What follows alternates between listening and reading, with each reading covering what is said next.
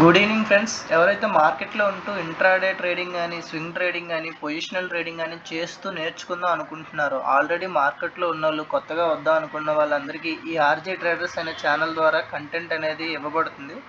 So everyday market analysis అయితే చేద్దాం friends మనందరం కలిసి. సో 5 to 6 మధ్యలో నేను వీడియో అయితే అప్లోడ్ చేస్తాను ఫ్రెండ్స్ మార్కెట్ అయిపోయాక.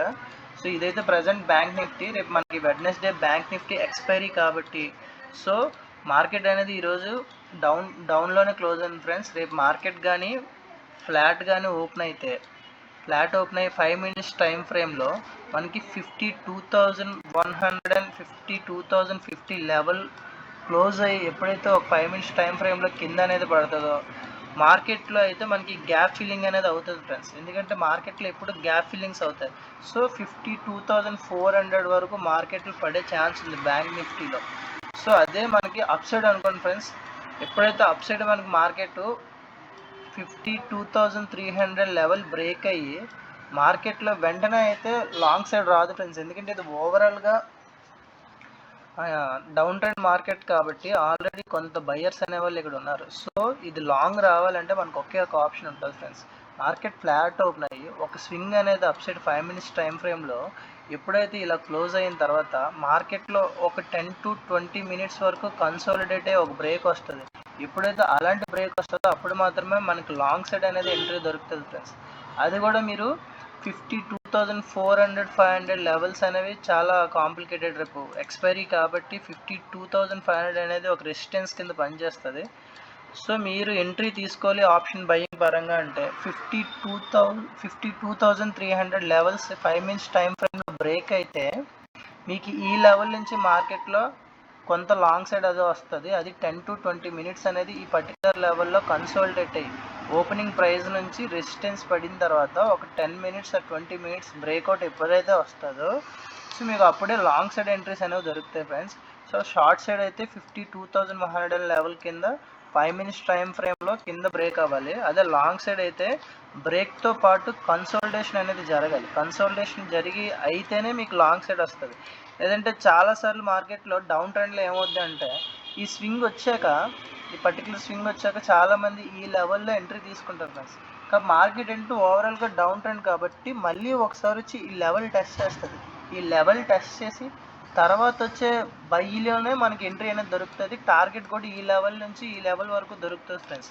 సో లాంగ్ వెళ్ళాలంటే మనకి పేషెన్స్ అనేది ఉండాలి. రేపు సిఈ బై చేయాలంటే పర్టికులర్గా మార్కెట్లో ఇది మాత్రం గుర్తుపెట్టుకోండి, 52,300 పైన బ్రేక్ వచ్చాక మార్కెట్ మళ్ళీ ఈ పర్టికులర్ ఎక్కడైతే సెల్లర్ని డామినేట్ చేసి బయ్యర్లు వస్తారో ఆ పర్టికులర్ లెవెల్లో మళ్ళీ టచ్ చేసి రెండోసారి మీకు వచ్చే ఎంట్రీలోని లాంగ్ సైడ్ దొరుకుతుంది.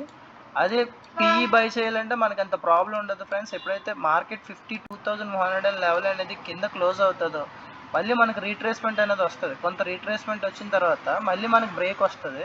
సో ఈ రీట్రేస్మెంట్ లెవెల్లోనే మనకి కొంత ఫాల్ అనేది దొరుకుతుంది ఫ్రెండ్స్. డౌన్ సైడ్ అయితే మనకి ఎక్కువ పాయింట్స్ వస్తాయి, అరౌండ్ 400 to 500 ఈ గ్యాప్ ఫిల్లింగ్ అనేది జరుగుతుంది ఫ్రెండ్స్. ఈ గ్యాప్ ఫిల్లింగ్ మాత్రం రేపు కంపల్సరీగా డౌన్ సైడ్ మాత్రం మార్కెట్ వస్తే మాత్రం గ్యాప్ ఫిల్లింగ్ జరుగుతుంది. సో ఇది బ్యాంక్ నిఫ్టీ అనాలిసిస్. మన నిఫ్టీ 50 అనాలిసిస్ చూద్దాం ఫ్రెండ్స్. సో నిఫ్టీ 50 అనేది సేమ్, నిఫ్టీ 50 కూడా సేమ్ సినారియోలోనే ఉంది. ఓవరాల్గా మార్కెట్స్ అయితే 1 day టైం ఫ్రేమ్ పెట్టి చూపిస్తాను మీకు.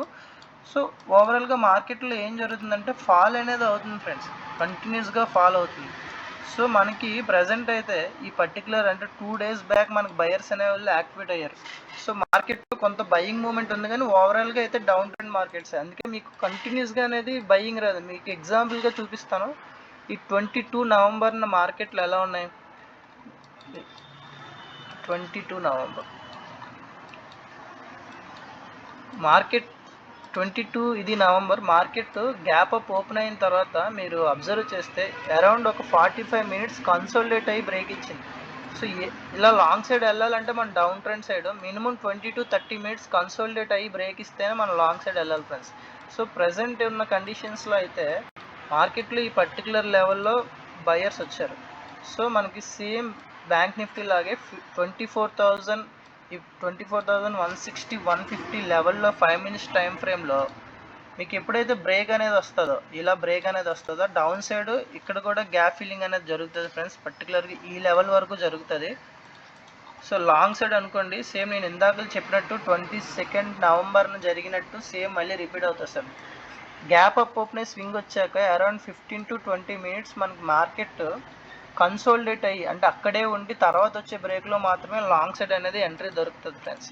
సో రేపైతే నిఫ్టీ 50 అనేది normal day, bank Nifty expiry కాబట్టి బ్యాంక్ నిఫ్టీలోని max of the trades avoid చేయండి ఆప్షన్ బయింగ్. నిఫ్టీ 50లో అయితే ఎంట్రీ తీసుకోవచ్చు. బ్యాంక్ నిఫ్టీలో సెల్ సైడ్ ఎవరైనా ఎంట్రీ చేస్తే నేను చెప్పిన పరంగా ఎంట్రీ వేస్తే మీకు బెటర్గా రిజల్ట్ అనేది వస్తుంది. Thank you friends.